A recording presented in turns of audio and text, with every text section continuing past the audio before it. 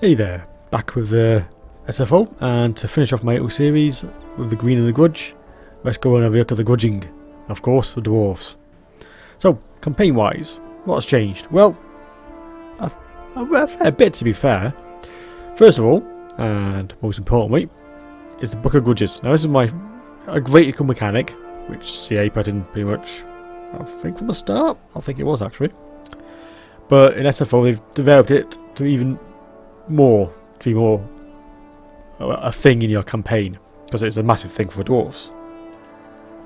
So in vanilla there's only about 3 stages. Now there's a lot of stages of it, and as you can see you start off with grudges. Now for each edge of the Yord there is different grudges from the start. So in this case I've gone as old Thorgrim here. So a great book of grudges. I won't go for more, but it's 3 pages straight off. And this immediately puts your total severity, your grumbling, to 45 to 60. So it puts it right up to the maximum pretty much. Yeah, 56. So we're nearly up to 60 already. So what happens in these various levels? So if you get your grudging down to somewhat satisfied, you get good growth, great diplomatic relations, nice public order, ton of income, and local recruitment capacity. If it's a bit yes, you get a bit yes bonuses around the middle. Bit yes again, not much cash, but income comes down a bit, and so forth until if you get to the high stages, this is where things get a bit more interesting. But there's a few bonuses, like you get more campaign movement, be defense, as you know the dwarves are more motivated to get rid of these grudges, so they can move more and are better defending. And then the highest is when they get really high melee defense but really bad diplomatic relations with the other dwarves. So possibility they might break a few of your treaties. So that is a much bigger thing, and the thing that really does you in the campaign, especially in SFO, because units are really expensive in SFO, as I'm sure you're aware, that the upkeep at the start is plus 10%, and I think it just goes to, yeah, it's just normal then. And the income drops. So when you drop, if you get a few grudges in a turn, like a load of your enemies that fight at you, and this shoots up, you soon find out that you might not be able to run your armies with all the units you want, so you might have to cut a few. It's a very delicate balancing act, and keeping this down is sort of a key to the campaign in many ways. And when you start off with 12 of them, it starts off with a major disadvantage. Like I said, I believe most of the edge of the Yord have different states, and Thorgrim being the bearer of the grudges, I think he has the most, and he has the easiest starting location on the whole. So as per normal, you start off with just the one, Karak, and his army is nothing special, but you do get this unit, the Everguard.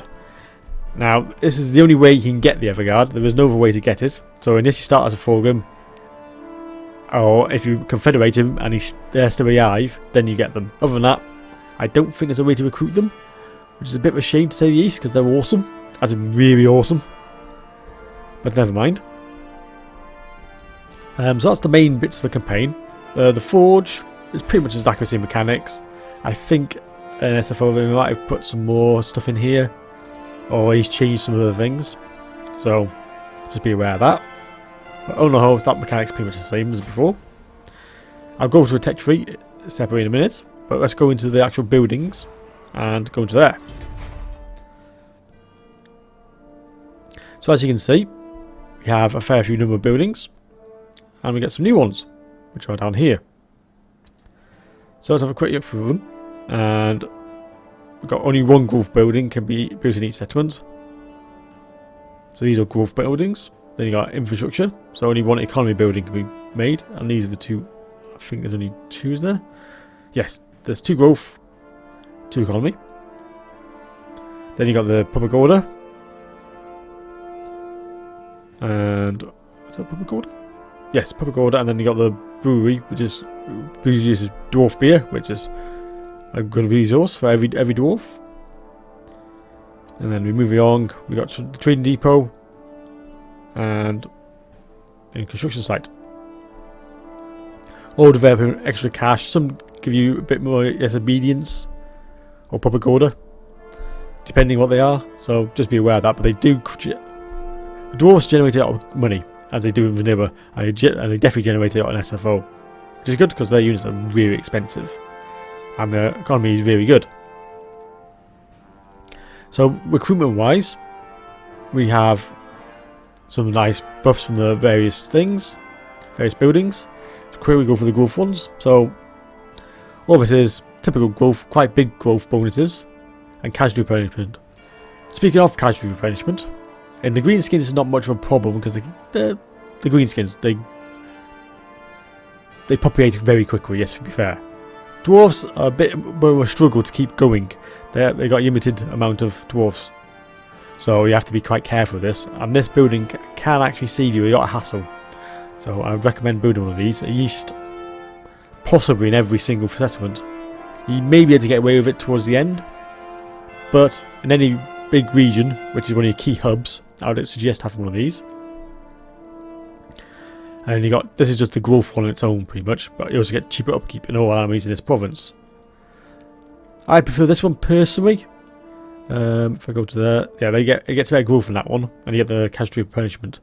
It's not bad, and it's especially good if you got a key area which you try and defend. It's a key part of your provinces.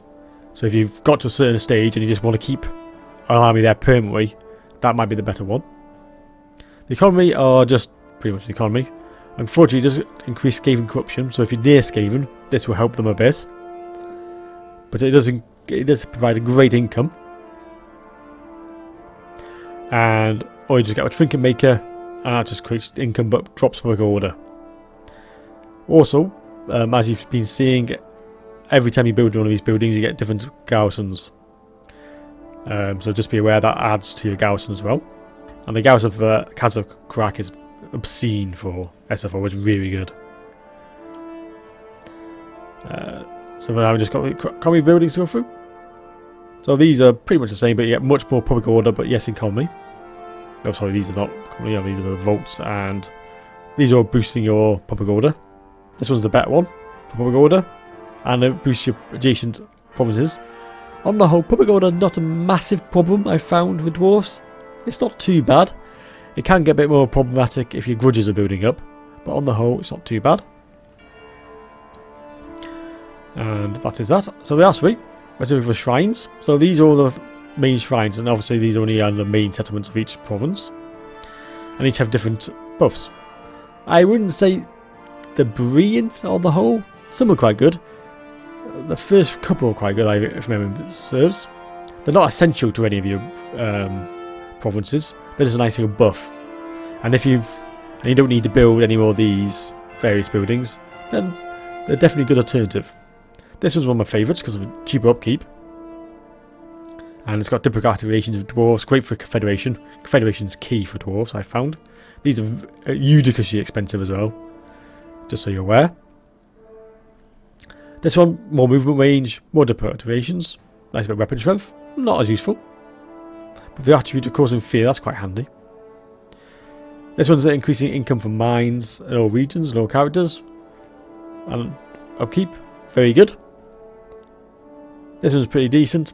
Research rate, but ammunition, plus 5% is not massive, but you do get nice cheap upkeep. It's not alright, it's nothing special. It's not bad. I really can say that for most of them. They're okay in their own ways. They're nothing a must-have. That's quite nice. So, neighbours magical attacks, all norms is in province. And Fingo Shrine, a bit more campaign movement. Hero can come for runesmiths. I do have my runesmiths. Mine's upkeep for nice 10% for yours and heroes. Very nice. Bit more Oath Gold. Then again, Oath Gold is not really an issue. I've never had a problem generating Oath Gold in the game. My few playthroughs, and I quite like my dwarfs, so that's quite a good few playthroughs. This is another great one because of the casualty replenishment rate. Having that is a big boon. 15% is huge for dwarfs, so that is almost a must-have in at least one of them at the very least. So there you go, and that's a very quick look at the dwarf campaign, the basics of it. On the whole, there's not actually many advanced things in this one compared to the green skins. Capturing settlements is pretty much the same. You do get the odd campaign mechanic here and there, but nothing major. I'll just quickly show you 4 Grim's skill tree. So you just got all the axe stuff, all the special, amazing items you can get, the High King, Ancient Bloodline. So some really interesting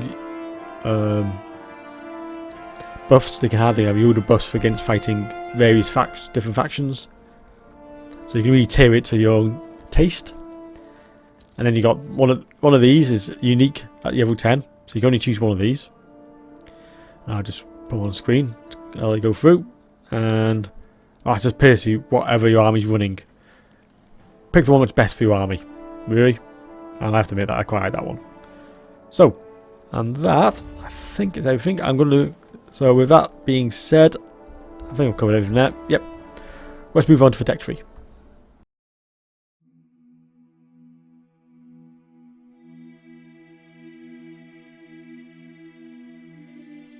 So here we are with the tech tree. Now, in fairness to CA, the tech tree for Dwarves was actually pretty good from the off. So I was quite surprised that actually Venrus and his team decided to update it as much as they did. Because this is pretty detailed, as you can see.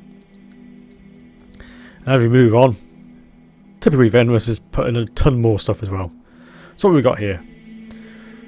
It works pretty much the same, so you go from left to right, going which way you want. So these are all basically the unit ones, and above here is all the buffs for the faction. So these go up quite deep now. Various particular things, heavy plate armor, just buffs for every particular unit you can ever think of. Speaking of the units, this is the big increase, I would say. Well, obviously. So for every unit type, there is a building. And you have to knock, requires a rune forge. All these require rune forges to be knocked, and these require different buildings depending on what you want. So, what do each one do? So, miners automatically increases their upkeep no matter what they are. Now this is obviously pretty annoying because, as I've always said, in SFO, all EAT units are always more expensive. So, to say the least, Swayers or Iron Breakers, which are very expensive, 500-ish, I think. So add another 50 odd to that, and yeah, it builds up over your armies. But it does allow you to unlock some nice buffs for them. Now, as I talk, I'm just gonna hover over a few of them just to give you an idea. They're all very good, I think they're all very, very good. It all depends which one you want to go in. As you can see, they are expensive, but as I always say, money is not much of a problem for this faction at all. And it just basically on how many units of each one you've got and which is your favourites. Now, personally, I like artillery with dwarves because dwarf artillery is the best artillery. Fact. I don't think you can really argue that.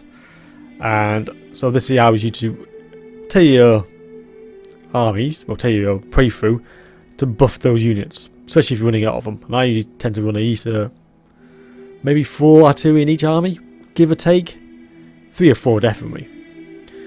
And I allows you to just add a bit more accuracy, plus 100 accuracy, minus 25% reloading. It's just brilliant. I don't think I've got this far in my campaign, which you've seen a bit, and I haven't really gone into this yet because I've got other issues at the moment. You've seen a bit. Iron Drakes, all pretty much whatever you expect. Reloading for accuracy and things like that, depending on what they do. So if you look at the hammers, because they're a good unit. So Rune of 8 peaks. Magic damage plus 25%, arm piercing, and missile damage. Very nice. But also upkeep of 5% for your hammers again. Making them better, making them more expensive to use. More missile resistance, minus 20% movement speed. Nah. It's not great, that. It's okay, but it's nothing special. I think there's a better one than that. That's always good. Your defense is a bit of a pain, but plus 100% charge bonus, really nice. Because I like to use my hammers as flanking units anyway. Rune of Courage, Unbreakable, minus 100% charge bonus.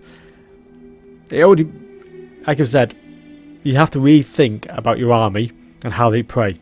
Do you play a lot of defensive army, which is very dwarf-like? In that case, that Rune of Courage makes them unbreakable is a very nice bonus.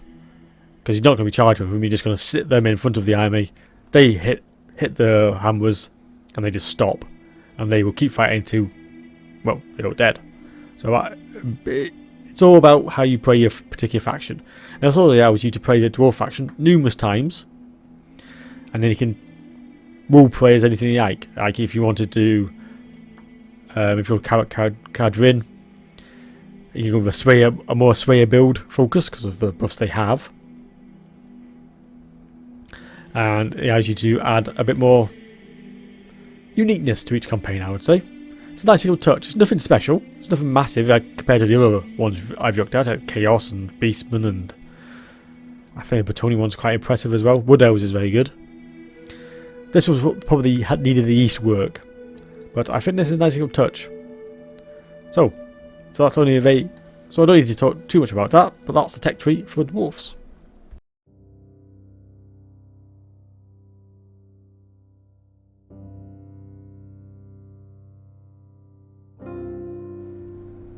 And to finish off the video, let's have a look at my Dwarf campaign. So, like I did with my Greenskin campaign, which if you haven't seen, I'll put the link into the top right hand corner. This one is going interestingly. So, again, I decided to go for the hardest one, which is Belgar. I like Belgar's that campaign. It's quite a big challenge. So, how have I done with this? So, from the start, I took this province as quickly as possible, and we'll get back to these annoying elves in a bit, because to be very honest, they've caused me problems. Grudges, kept it yo. This is a good thing about the book of Grudges. It gives you a whole history of what's happened. Just a really nice touch the way they've done it. I really like that. Anyway, there's not much going on. In the Grudge list, there's a few of the ones which are unique to this. I still haven't got not Kazakrak, 8 Peaks. Is it 8 Peaks? That doesn't sound right. Yeah, it is Karak 8 Peaks. I still haven't got that back, so my upkeep is still plus 25%, which I believe is 50% in the vanilla campaign. So it's a bit yes, but still annoying. So let's go through that campaign and how I went about trying to get everything back. So, from the start, wanted this province. So I've built this up quite heavily. It's still in the process of, and it's got a good, solid garrisons here. And then I decided, thankfully, I managed to confederate with the dwarf faction here. Can't remember his name. And after, it didn't take me long, but I finally got rid of Skarsnik. I don't think he's around anymore. I'm pretty sure I've destroyed him. And then, so we got that sorted. Meanwhile, I moved to the east a bit, and I took this, and this has been a bit of a point of contagion with me and some of the greenskins around here. So I took this, and it turned out that this was held by a greenskin faction on their own. That's all they had. And I was in good friends with the Golden Order. So I thought, I'll take this. Took this with 2 big armies. Done. Sorted. Then for some reason, not exactly sure why, the Golden Order decided to pick on the Border Princes. And Border Princes fell. Pretty much. I was too slow here. I should have got this one very quickly. But I didn't. And Balthazar Gelt went on a rampage and took all these provinces for himself. I tried to get this one just before the end, and he beat me to it, which is annoying as heck, to say the least, because I wanted that port. Oh well, I thought I'd move on, so I have, and I took on. So I've got these provinces pretty secure now, but these damn Wood Elves, and I love my Wood Elves, but these have been a pain in my rear end constantly. They just want to take Kazakh as the Gars. They've hit it 4 or 5 times, and I've had Like, this army has been so weak, and I've had epic battles with the Wood Elves. Really good battles. Very small, because we're both Yeet armies. Very small, tight fights, which have gone down to the last man. Well, dwarf. And they took this as they go staging post. I took that back off them. Then they've tried to take this back another 2 times. Orion's tried it. Durfu's tried. And I've managed to beat him back both times. But as you can see, I got a dwarf guys have been taking it, trying to keep this area. So I'm hoping they'll give me a break. But no, they've moved here and tried to attack here instead. And I haven't got any armies down here. So that's a faction. That's a fight. Let's have a quick look at that fight. There we go. I'm not sure if I can beat that, because that is a Yeet army. For some weird reason, the Wood Elves armies are really, really good. As in, they're very well balanced by the AI. I don't know if Venus has tweaked it quite nicely, but this is a horrible one for the Dwarfs to fight. And they've got the Wild Riders, they've got Grey Striders, they've got Sisters of the Thorn. If they had a few more units of cavalry, I'd be in real trouble. I might be able to beat it, because I've got some young beards. And some young beards with great weapons.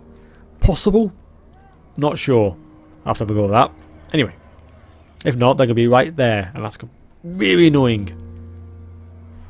Because like I said, I have no armies here at all. So, I confederated with these. Not too bad. That was quite easy. I took this, took the confederation. The greenskins have taken this back once, I think. And I've beaten back again. And from there, I managed to go with Thorgrim. Now, Thorgrim was in a whole heap of trouble when I merged with him. It was, I think he had all these. He had this as well. These were all Thorgrim's hands. And so I've taken that province, which wasn't complete. I think that was free. So I've taken that. That's a work in progress, this area. Obviously, got this area. And the problem is when you confederate, which I didn't think about at the time. So I confederated. And of course, this drops your garrisons down to nothing, pretty much. They all have to regenerate, and it takes an age for dwarf to regenerate. So long. So Grimgor here, well actually, here he is. Came in, took Mount Skrikon, couldn't do anything about it. Took the Pillars of Grimgri, couldn't do anything about that. Moved up here and raided here for a while, making a ton of money, and then tried to take it. Now Castle Crack at this level is ridiculous. Garrison. Absolutely ridiculous, but it was a good fight as well. Grimgor put up a big struggle. And yeah. I'm also not sure how you managed to get 2 of these. Kind of weird, but never mind. So I pushed him back. By then, I had merged. I had taken this back off the dwarfs greenskins even. Oh god, Azag's coming over. That's not good. Let's have a quick look at my garrison here. I don't think it's that great. No, it's not too bad. Right. Oh. Excuse me, let's just do that before I forget. Because I'm really enjoying this campaign. It's been up and down all the way.